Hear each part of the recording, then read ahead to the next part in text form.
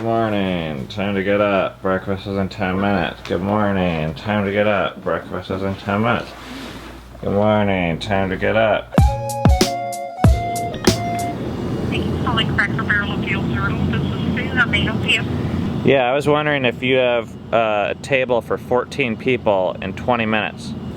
Yesterday night, we were doing a little bit of socializing with some cigars on this balcony. And there was just these like skunks like all over the place, and they were like going into the pool area. Maybe you can get us living under the bed. If you're trying to spot. Just turn it on. Time to go. We gotta go. We gotta go. We gotta go.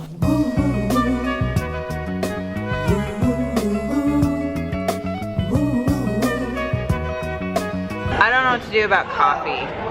We're here at Cracker Barrel. Their coffee's not great. But then my other option is like getting coffee at Dunkin' Donuts, which I'm not expecting that to be great either. And Ben's not gonna be a partner here because he's like, I only drink really good coffee.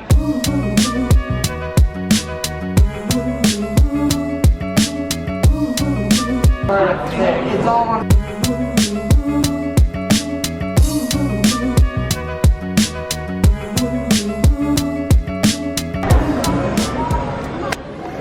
That's about how I feel today.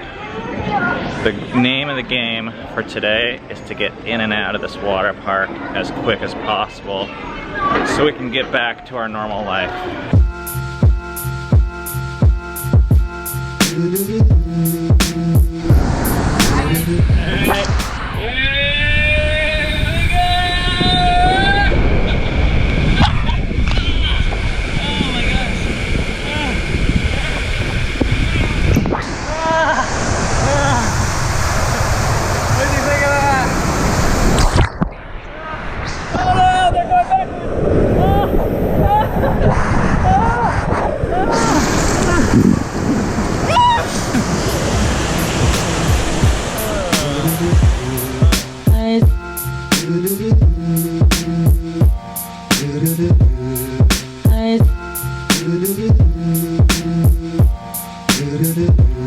Back from Great Wolf Lodge, played racquetball, rough transition, back to reality. It's time for Q&A.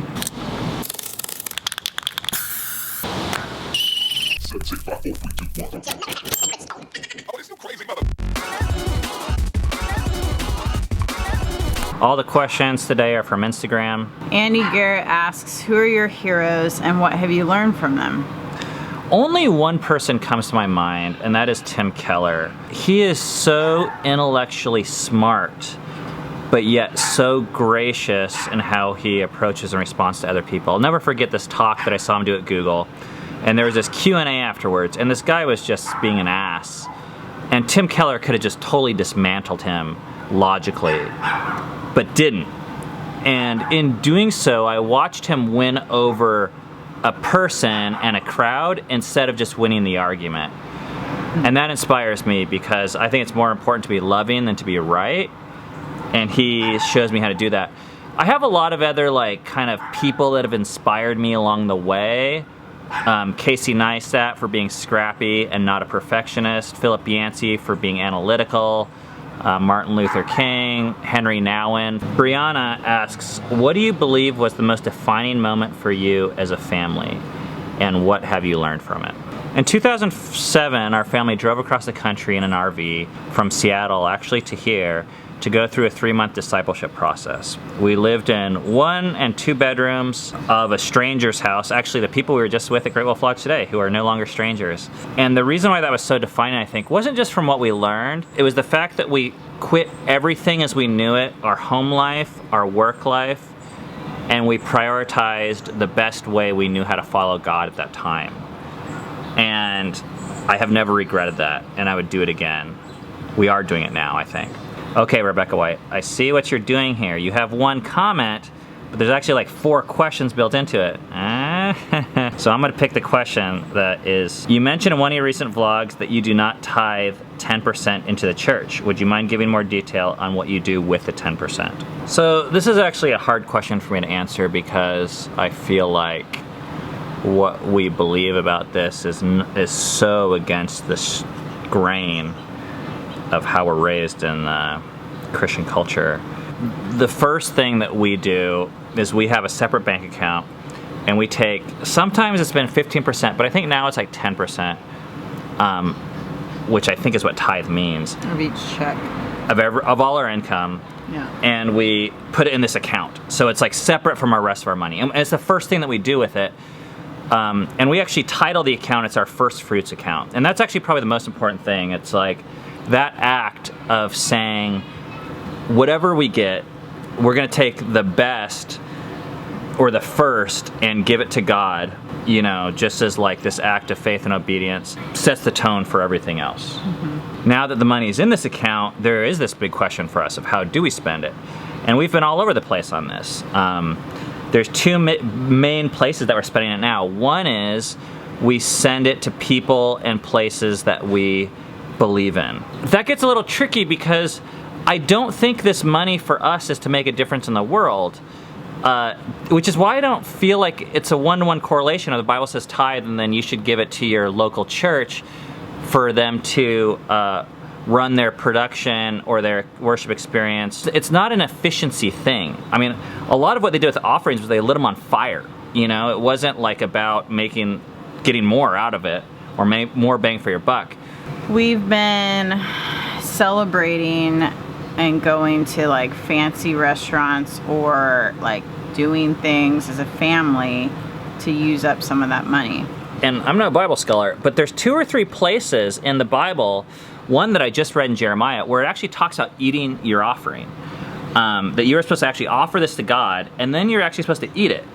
It's actually how you celebrate His goodness. This sounds really weird to me because I always thought, oh, well, the whole point is to, I don't know, not have it. Or deny yourself. Deny yourself, yeah. But a lot of these celebrations we've done have been so amazing in tangibly experiencing God's goodness and celebrating His goodness, and actually really difficult.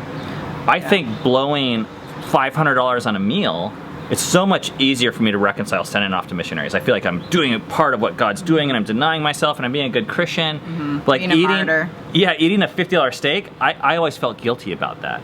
Katring Rubert asks, in the last episode you guys talked about no-nos with Rainier. How do you teach your older kids to listen to your voice? Since I never wanted to give consequences on a physical way, I find it hard to find the right way with situations when the kids don't listen. I know a lot of people use positive reinforcement. I think that's really valuable. But the context of your question to me assumes, okay, they're actually not listening at times, so we're actually beyond positive reinforcement at this point. But it's interesting to me that you say you don't use physical pain with your younger kids. And I guess my question to you would be, is it possible that you're actually afraid of using pain at all? Because when I talk to parents who are afraid to spank or don't like spanking, I don't know if it's actually spanking that I don't know what people's hang-up is. Like, I mean, I understand whacking kids out of anger, being out of control, or being really violent. That's not what spanking is to us at all, at least anymore. I think they're afraid of like emotionally harming their kids. But that could also be not physical pain. It could be emotional pain. For us, the only answer is pain. You know, there's 2 tools in our tool belt. There's the positive reinforcement. You give them M&Ms when they're good. But then when they're bad, we have to create some sort of pain somewhere. And the reason why is because we believe that this path, we'll call it destruction. This is not paying your bills. This is cheating on your spouse. This is stealing. This is lying. This is continually hurting people. You name it. This is being lazy and not showing up to work on time. Eventually, it will lead to this really bad place. So what we're trying to do as parents is once kids start to head down that road, we can see it. They can't. And we're like, hey, we're going to make this a little bit painful here so that you turn around and take this other road and you don't have to experience more pain later on. But there has to be some sort of pain, I think. Yeah. Whether it's like you take away the TV, or you say like you're gonna sit on the stairs for 10 minutes, or you're not gonna hang out with your friends for a week, or you're gonna get a flick on the finger. What I found is a lot of parents, they want their kids to be comfortable, or it hurts them too much to see their kids crying or pissed off or sad. And I can relate to this. I think you have to like believe that your kid, if they don't experience some sort of pain, they're gonna start heading down this like wrong path. And you have to believe that like pain is one of the only ways we learn to not head down that path. And I didn't always believe that. And I think because of that, because I wasn't able to see that, like it was really hard for me to dish out consequences. And I think people think pain is bad in general, but we experience a lot of pain as adults. I mean, that's what going to the gym is. It's tearing your muscle tissue so it rebuilds and grows back stronger. And it's not even just like you experience pain and then you actually can grow from that pain. It's like one of the only ways we grow and change and become better humans. So I would say you have to figure out some sort of pain, something that's painful to them, that communicates your heart on the matter. If it's not communicating that, I mean, this is what happens with Cammy and I. Yeah. She like flicks the baby, and the baby like looks at her like, what? She doesn't even notice. In fact, this just happened. Like Rainier went for the dog food, and he knows that's a no-no. And I flicked him, and it did nothing. My flicks apparently aren't like painful enough for him, so like I have to like give him like a little slap on the hand, and that like did it. Yeah. And I think you have to escalate, and I think the older kids get, the more dangerous certain kinds of escalation gets. At some point we have to decide, hey, is this not working, and do we have to actually sever relationship in some way, shape, or form? If they want to follow a different, well, I mean, even like, if they don't want to live in our house anymore, they can follow whatever rules they want in a different house, but if they're going to be in our house, they have to follow our rules. It's respecting. Oh, hello! We're just talking about you. It's respecting their own choices. Mackelgrams asks, why are you boycotting Target? First of all, I love boycotting places. Second of all, when Target made this change with their restrooms, making it kind of like optional to choose your own adventure, the way I see that is Target is using their money to make a political statement and to try and sway the universe in a certain direction. I think that's great that they are choosing to do that. In fact, I would recommend every business use their money to sway the world in the way they want. It's not a belief system that I agree with in terms of like trying to erase the gender binariness. So I don't want them to have my money to use to further their agenda or voice. So I'm not gonna give them my money anymore. It's hard because Target's, to me, is so convenient for a lot of things, especially kids' clothes. Faith Learsey asks, I remember Cammy saying in one of the Israel vlogs that she wanted to be famous. Have you thought about what drove your desire for fame, and what did you want to be famous for? I think what drove it was a desire for recognition and value. And I think I wanted to be famous for my talents, and I think I saw, like, as part of that talent, like wanting people to think I was beautiful and talented.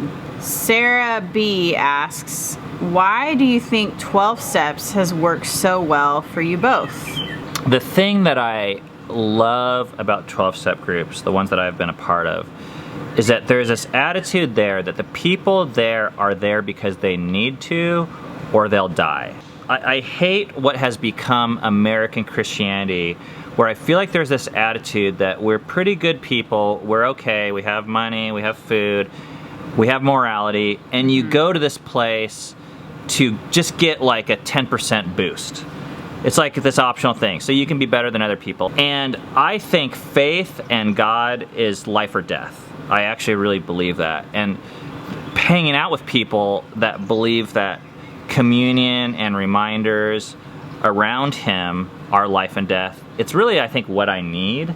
I really struggled with seeing where my faults were I tended to just blame Ben because his faults were so blaring and not accepted in Christian culture, and my faults weren't even seen as faults, they were seen as assets. So I needed it because it helped me be able to like recognize what my problems were. One other thing for me was I loved being at a place where it was obvious that people needed help and they were desperate.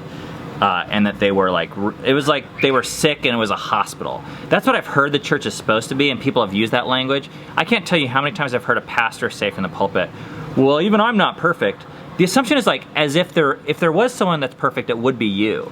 You know, in 12-step groups, there's this phrase, you lead with the weakness. And the leaders are not the people that have it the most together. They're the people that are most dependent upon God for his help.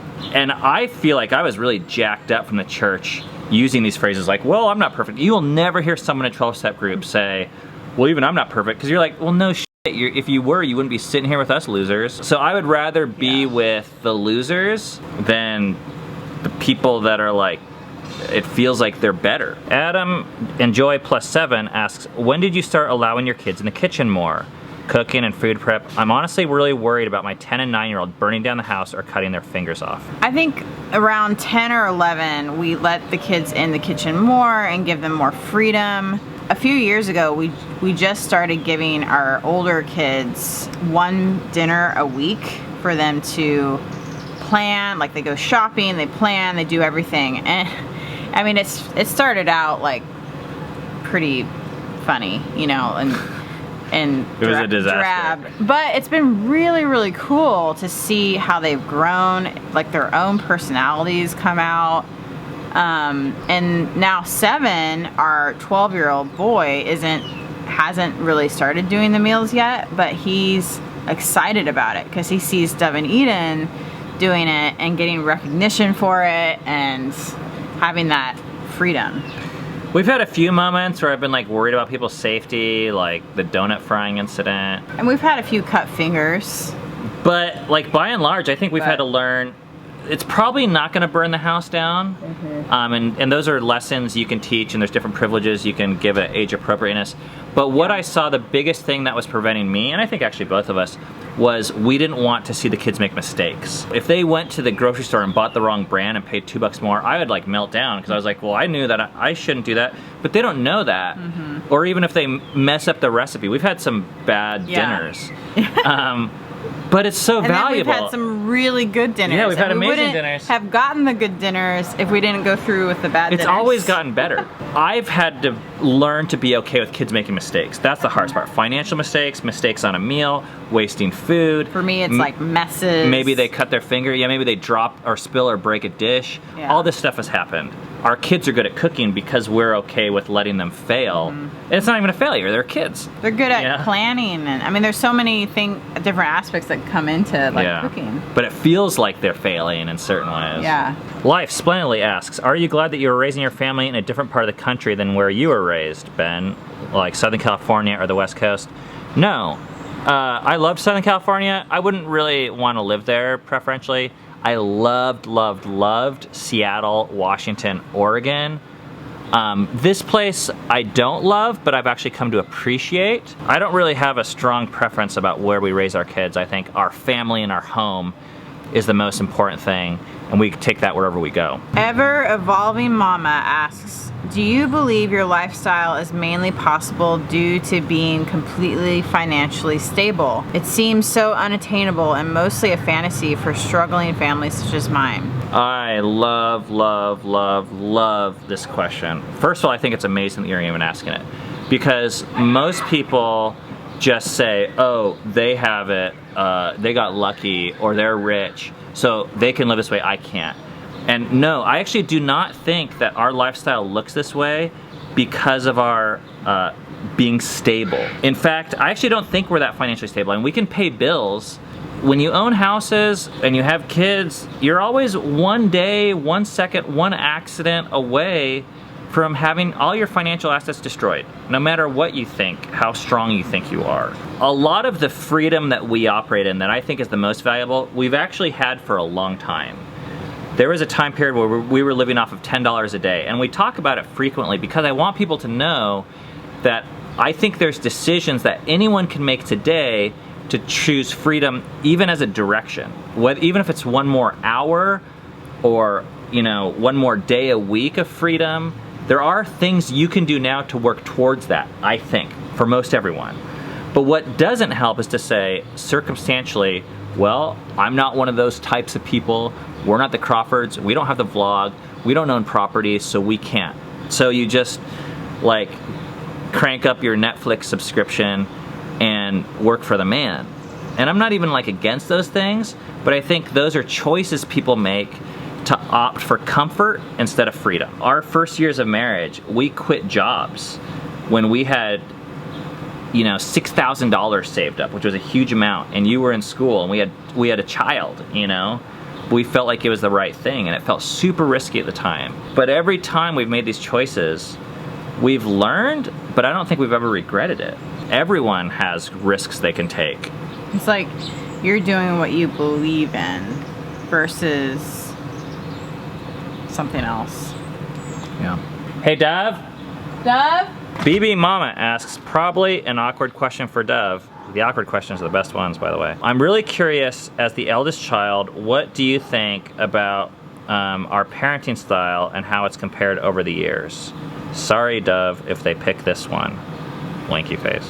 The main thing that's changed in their style of parenting is that at least how I have experienced it and seen it, is I think they've gotten a lot gentler, and especially how they talk, because like the discipline thing is still the same, like with the flicks and the timeouts, but how...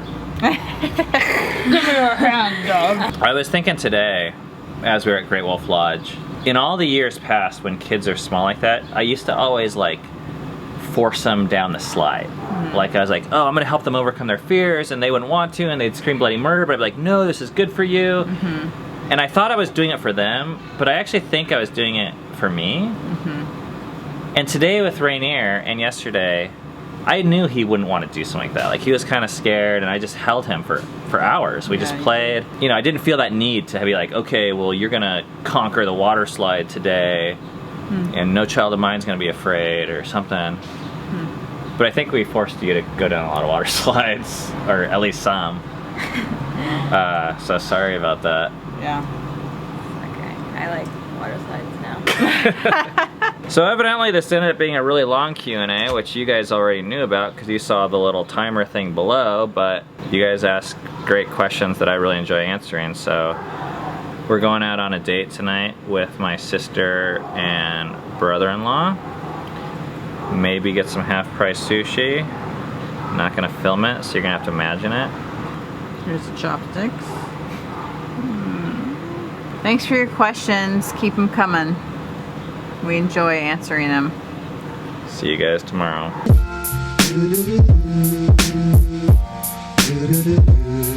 I